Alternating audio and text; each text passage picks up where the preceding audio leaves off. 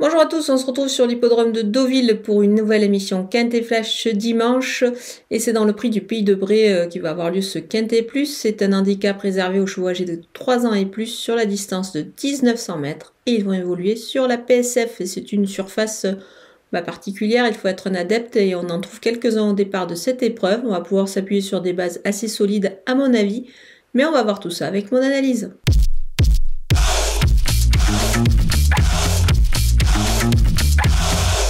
On attaque avec mes bases et le numéro 13, la Roselière, c'est une jument que j'aime beaucoup.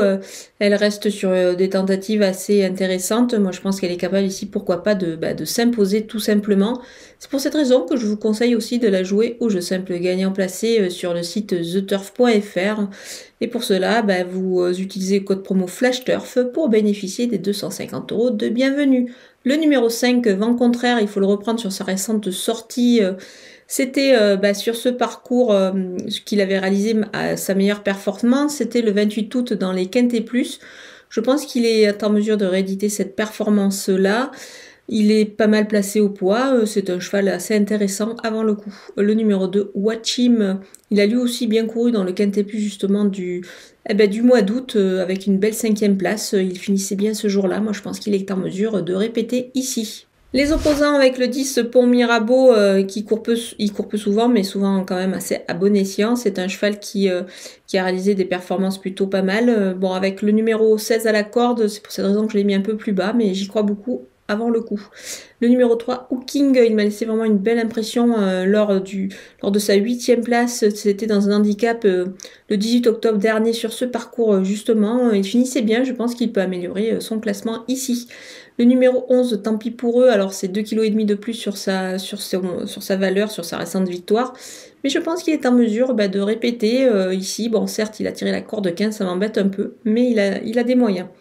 Le numéro 15, Fayona, elle a elle aussi pas mal de qualité et des moyens pour pouvoir jouer un rôle actif ici, mais plutôt pour les places. Elle peut pourquoi pas pimenter un petit peu les rapports de ce Quintet Plus. Mon coup de poker, c'est le numéro 7, Koshenko. Alors, il reste sur 2 échecs, mais on peut l'excuser. Là, il va retrouver sa surface, son parcours. Il terminait 4e de cette épreuve la saison dernière. Moi, je pense qu'il a tout pour lui ici pour pouvoir refaire surface et s'illustrer. Donc, évidemment, on va le retenir très très haut.